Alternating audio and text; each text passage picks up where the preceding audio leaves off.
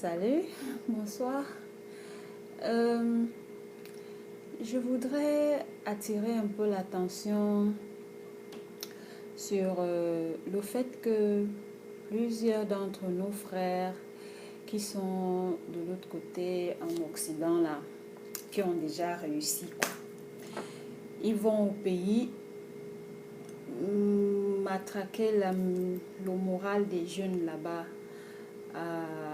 à trop de flash, à trop de m'avez-vous vu et tout ça.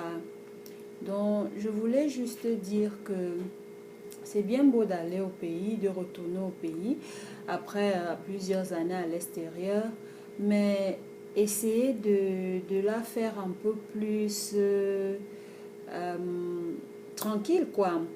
Parce que quand vous arrivez là-bas au pays, avec trop de boucans, de farotage, les grosses voitures, les cigares et tout ça, ça fait que nous autres qui venons encore derrière à tâtons là, nous on reçoit les coups de fil où les gens du pays nous posent des questions. Oh, vous étiez venu Calambeng, tu n'envoies même rien, comment, tu viens quand, ah, il y a tel qui était ici, il y a tel qui est venu, ah, elle a fait ceci, oh, l'autre a fait cela.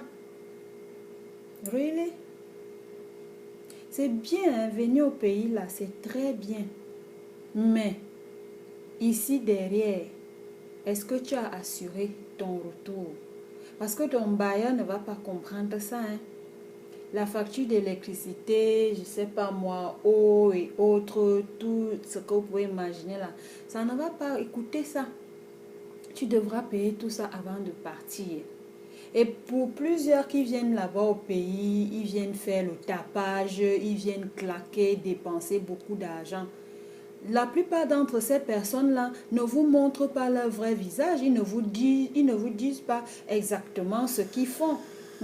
La plupart d'entre eux ici en Europe n'ont même pas de position. Ils n'ont pas de situation. Quand ils viennent là-bas au pays, ils font rêver les gens. Ils claquent l'argent, ils dépensent sans réfléchir. C'est pas ça, l'Europe est dure. L'Europe est dure. Les gens qui viennent là-bas, ils viennent faire comme si c'était l'Eldorado, ils étaient au paradis. Ça, c'est des fanfarons. Ils mentent. Ils viennent vous mentir. Il y en a certains qui sont ici, ils n'ont même pas là où habiter. Ils habitent dans une chambre, parfois à 7, 8. Ils font des boulots. Bon, tout le monde fait des boulots n'importe comment ici, mais ils font des économies et autres. Quand ils arrivent au pays, ils viennent bousiller l'argent d'une économie de, je ne sais pas moi, 2 ans, 3 ans, pour 2 semaines où il va vraiment fatiguer le système aux gens. Et ça fait que les gars se décident parce qu'ils les envient. Ils créent des envieux autour d'eux. Et c'est même pas leur vraie vie. Ils viennent vous faire voir une vie qu'ils n'ont même pas.